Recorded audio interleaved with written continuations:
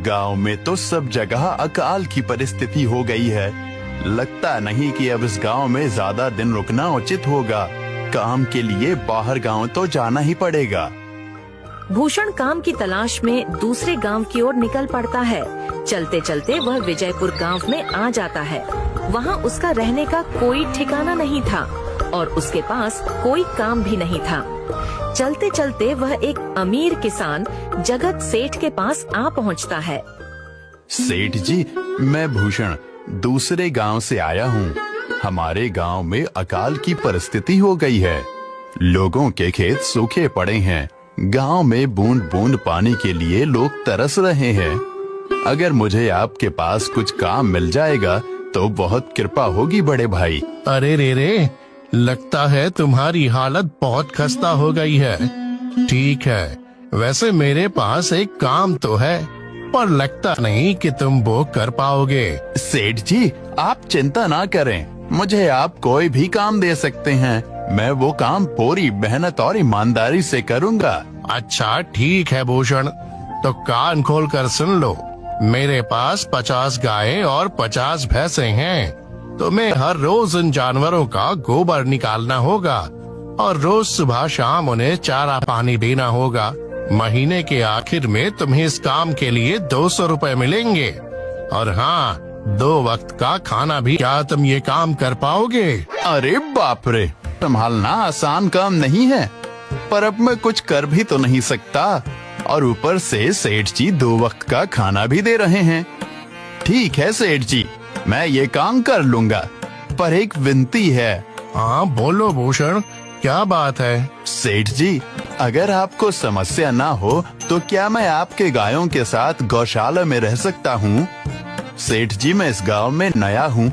मेरा रहने का कोई ठिकाना नहीं है। जग्गा सेठ थोड़ी देर तक सोचता है और भूषण को ऊपर से नीचे तक देखने के बाद उससे कहता है, ठीक है भूषण, तुम गौशाला में रह सकते हो। जी धन्यवाद सेठ जी। तब से भूषण गौशाला में रहकर अपना काम करने लगता है। वह रोज जल्दी उठकर गाय और भैंसों का गोबर निकालता, उन्हें चारा डालता और समय पर पानी भी पिलाता था। हर रोज भूषण अपना काम ईमानदारी और पूरी मेहनत से करता था। जगत सेठ को भी भूषण का काम बहुत पसंद आने लगा, क्योंकि वह अपना काम सफाई से करता था। एक दिन जगत सेठ भूषण को बुलाकर उससे बोलता है, भूषण, मुझे तुम्हारा काम बहुत पसंद आया है। तुम गाय और भैंसों का अच्छा ख्याल रख रहे हो, इसलिए दूध की गुणवत्ता भी बढ़ गई है और गायें पहले से ज्यादा दूध भी दे रही हैं। इसलिए मैं आज से तुम्हारी तनख्वाह बढ़ाकर पूरे 400 रुपए कर रहा हूँ। आपका बहुत बहुत धन्यवाद सेठ जी। कुछ दिन ऐसे ही बीतने लगते हैं। भूषण जगत सेठ के पास बहुत मेहनत और ईमानदारी से काम करता है। धीरे धीरे भूषण के पास अच्छा खासा रुपया जमा हो जाता है, जिससे कहते हैं भूषण जगत सेठ के पास बहुत मेहनत और ईमानदारी से काम करता है। धीरे धीरे भूषण के पास अच्छा खासा रुपया जमा हो जाता है, जिससे वह अपने लिए छोटा सा रहने लायक एक कुटिया बनवा लेता है। उस गौशाला में सोकर तो नाक से गोबर की गंध अभी भी नहीं जा रही। अब आखिरकार मुझे अपने घर में चैन से सोने को तो मिलेगा। तब से भूषण जगत सेठ के पास गौशाला में काम करने आता और 2 वक्त का खाना खाकर अपने घर सोने के लिए चला जाता था। कई साल ऐसे ही बीत जाते हैं। भूषण की मेहनत के कारण उसके पास अच्छा खासा रुपया जमा हो जाता है। सेठ जी, आजकल गांव में चोरी की समस्या बहुत बढ़ गई है और मेरे पास कुछ रुपए भी जमा हैं जो मैंने अपने घर में रखे हुए हैं, पर मुझे उन पैसों की चोरी की चिंता हो रही है। आपको तो पता है कि मैं दिन भर आपके पास ही काम करता हूँ और सिर्फ रात में ही घर सोने जाता हूँ, इसलिए मुझे रोज उन पैसों की चोरी की चिंता सताती है। हाँ भूषण, तुम बात तो बिल्कुल सही कह रहे हो। आए दिन गांव में नए नए चोरी के किस्से सामने आ रहे हैं और दिन भर तो तुम्हारा घर खाली ही रहता है, तो चोरी होने की संभावना तो जरूर है। जगत सेठ थोड़ी देर सोचता है और फिर भूषण से कहता है, देखो भूषण, ऐसे समय में तो गांव में एक ही जगह है जहाँ पर तुम्हारा धन सुरक्षित रह सकता है, और वो है जमींदार का घर। क्या जमींदार का घर? हाँ भूषण, इस गांव के जमींदार बहुत ईमानदार और दयालु हैं। ऐसा मैंने कुछ लोगों से सुना है, और उनके घर पर बहुत सारे पहरेदार भी हैं, तो चोरी होने की संभावना बहुत कम है। तुम अपने पैसे उनके पास रख सकते हो। अच्छा, ऐसा है क्या सेठ जी? ठीक है, फिर आज ही मैं जमींदार जी से मिलकर बात करता हूँ और उन्हें अपनी समस्या बताता हूँ। उस दिन भूषण जमींदार जी के घर उनसे बात करने जाता है। टूडको, कहाँ अंदर आए जा रहे हो? वहीं रुक जाओ। जी, मुझे जमींदार जी से मिलना है। मुझे उनसे कुछ काम है। क्या काम है तुमको उनसे? मुझे जरा बताओ। जी, मुझे कुछ पैसे रखवाने थे उनके पास, यही काम के लिए आया था मैं। अच्छा ठीक है, तुम अंदर जा सकते हो। नमस्ते जमींदार जी, मैं भूषण जगत सेठ के यहाँ काम करता हूँ। कुछ साल पहले ही मैं दूसरे गांव से यहाँ आया हूँ। अच्छा भूषण, बोलो तुम्हारा क्या काम है मेरे पास? जमींदार जी, मैं सालों से जगत सेठ के पास काम कर रहा हूँ और मैंने कुछ रुपए भी जमा कर लिए हैं। पर बात यह है कि गांव में चोरी की समस्या बहुत बढ़ गई है, तो मुझे अपने रुपए घर में रखने से डर लग रहा है। अच्छा, कितने रुपए जमा किए हैं तुमने?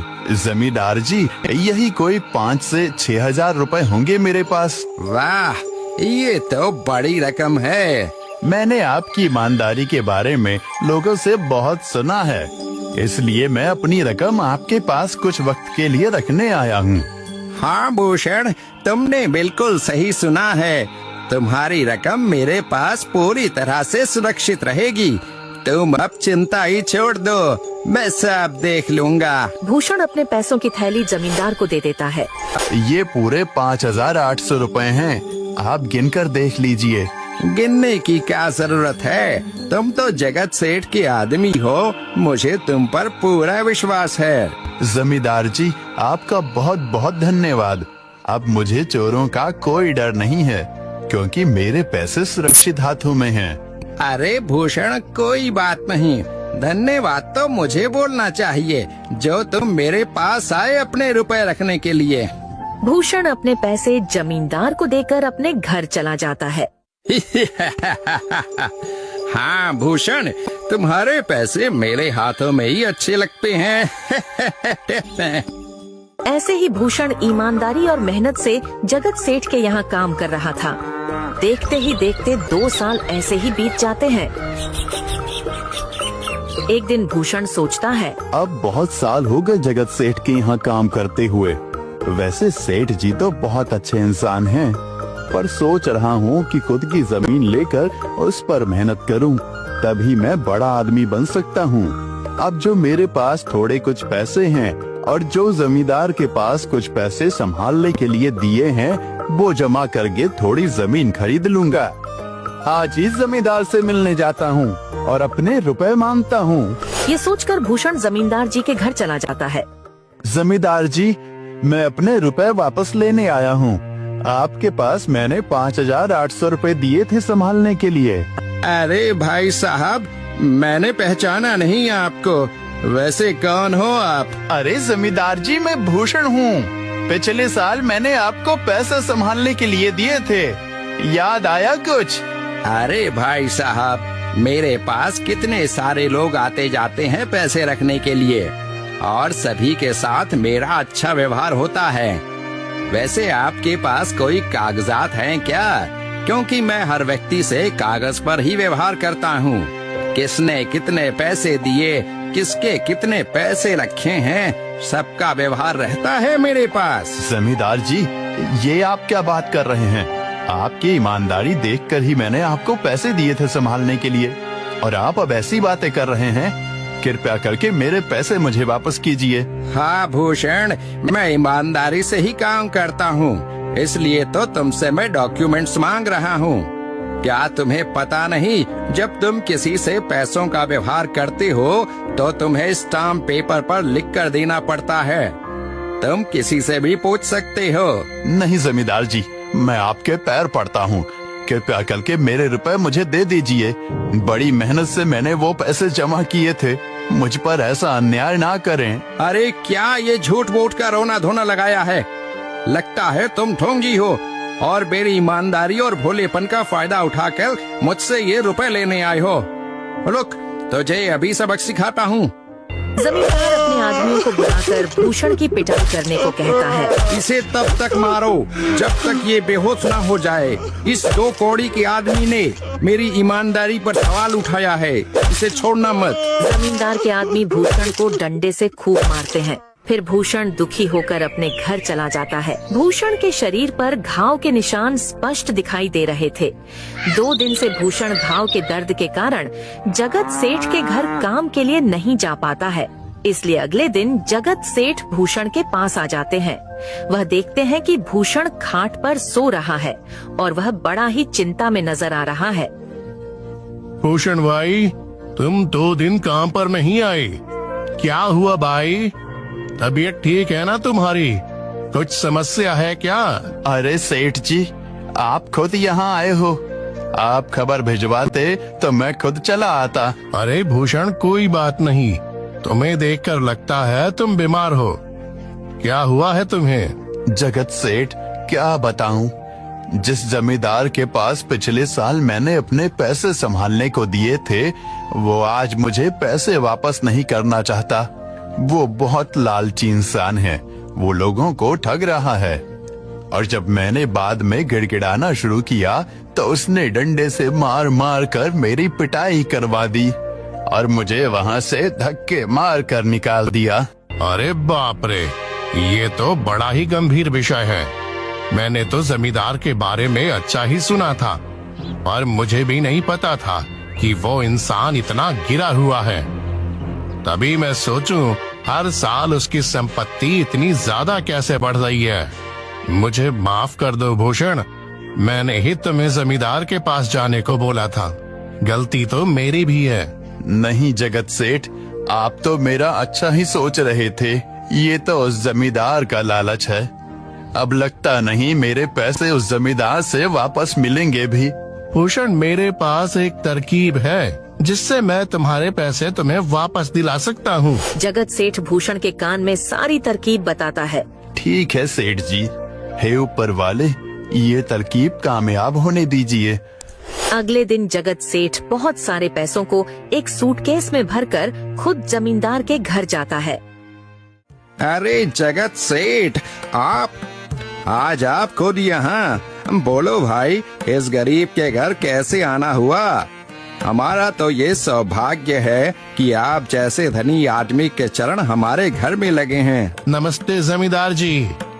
अरे जमींदार जी, आप तो मुझे अब लज्जित कर रहे हैं। वैसे मैं कुछ महीनों के लिए दूसरे राज्य में व्यापार करने जा रहा हूँ। मैं ये लगभग 50,000 रुपए लाया हूँ। मुझे डर है कि कहीं ये चोर कर रख सकते हैं। आपके सिवाय इस गांव में और किसी पर भरोसा नहीं कर सकता। अरे जगत सेठ, ये भी कोई पूछने की बात है? मेरे पास आपके पैसे बिल्कुल सुरक्षित रहेंगे। आप निश्चित होकर व्यापार करने जा सकते हैं। इस बार तो बड़ी मछली हाथ लगी है। बार बार ऐसा मौका नहीं मिलता।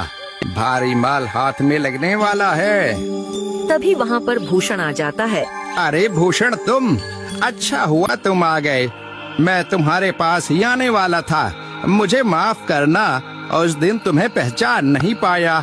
इतने सारे लोग मेरे पास आते हैं तो जरा परेशानी होती है, पर मैं अपनी बातों का बड़ा पक्का हूँ। हाँ रुको, मैं तुम्हारे सारे पैसे अभी देता हूँ। जमींदार भूषण के सारे पैसे उसे लौटा देता है। माफ करना भूषण, मेरे आदमियों ने तुम्हारे साथ उस दिन बदतमीजी की। मैं आज ही उनको काम से निकालता हूँ। भूषण बिना कुछ बोले वहाँ से चला जाता है। अरे क्या बात है जमींदार जी, आप तो अपने बातों के बहुत पक्के हैं। तो ठीक है, मैं अपने सारे पैसे आपके पास रख सकता हूँ। जगत सेठ इतना बोल ही रहा था कि तभी वहाँ जगत सेठ का नौकर आ जाता है। मालिक, अब आपको बाहर के राज्य में जाने की कोई जरूरत नहीं है। अभी अभी व्यापारियों का संदेश आया है और उसने कहा कि वो खुद हमारे गांव आ रहे हैं। अरे ये तो बहुत बढ़िया बात हुई। अब मुझे इतनी दूर नहीं जाना पड़ेगा। सुन रहे हो जमींदार जी, व्यापारी यहाँ आ रहे हैं। अब मुझे नहीं लगता कि ये पैसे आपके पास रखने का कोई मतलब होगा। चलो, आपका बहुत बहुत धन्यवाद। आपने इतनी ईमानदारी दिखाई मुझे। हाँ, पर अगली बार जरूर आपके पास ही आऊंगा। ऐसा बोलकर जगत सेठ और उसका नौकर वहाँ से अपने पैसे लेकर चले जाते हैं। धत तेरी की, ये क्या हो गया? ये 50,000 तो चले गए और जो भूषण के 5,800 रुपए हड़प लिए थे वो भी चले गए। आपका बहुत बहुत धन्यवाद सेठ जी। अगर आज आप ना होते तो मेरी सारी जमा पूंजी वो जमींदार हड़प लेता। भूषण, कोई बात नहीं। जो व्यक्ति मेहनत और ईमानदारी से कमाता है, ऊपर वाले उसका कभी बुरा नहीं होने देते, और जो हराम की कमाई का खाता है उसका कभी अच्छा नहीं